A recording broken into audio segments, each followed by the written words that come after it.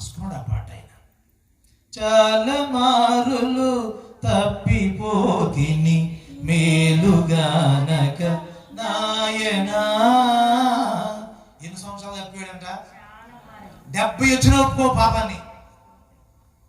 నీ 10 బైబుళ్ళు మార్చిన నిజమైన పాపాన్ని ఒప్పుకో.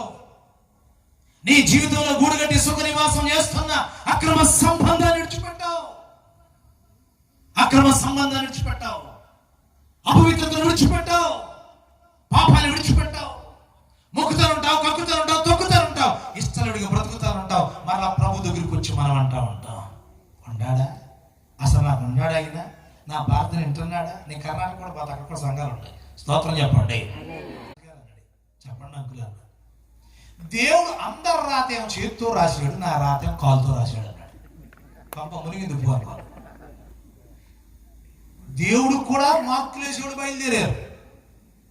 దేవుడు ఏం చేశాడంట? చెప్పండి అంకుల్. 5 నిమిషాలు ఇదే పాత యువదారన్న. స్తోత్రం చెప్పండి గట్టిగానా. అందరు రాతేమో ఏ బైబిల్లో ఉంది? అది ఈ బుద్ధి జ్ఞానం చెప్పి ఈ వ్యక్తికి బుద్ధి జ్ఞానం ఉందా? లోకస్తుడికి నీకు వ్యత్యాసం లేదా? బాప్తిసం పొందిన నీకు బయట ఏమన్నాడు? ఎప్పుడేమన్నా అసలు నేను ఎందుకంటే బయట నుంచి వచ్చాను కాబట్టి. బయట నుంచి వచ్చినట్టు మనలు కాదు కాకుండా మన అట్టాలు వెళ్ళిపోయింది.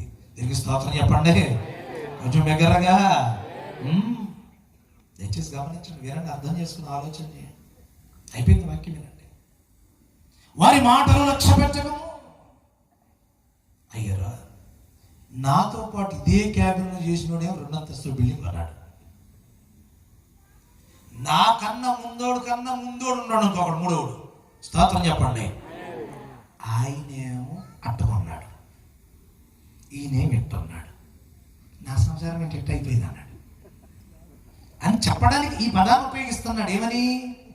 అందరు రాత చేత్తో రాసి దేవుడు పక్షపాతి కాదు తండ్రి, దేవుడు పక్షపాతి కాదు తల్లి, ఆయన అందరిని సమానంగా చూచువాడై అన్నాడు. స్తోత్రం చెప్పండి. సమాభవము సహించి ప్రేమించగలని సమానులెవరు ప్రభు, నీ సమానులెవరు ప్రభు,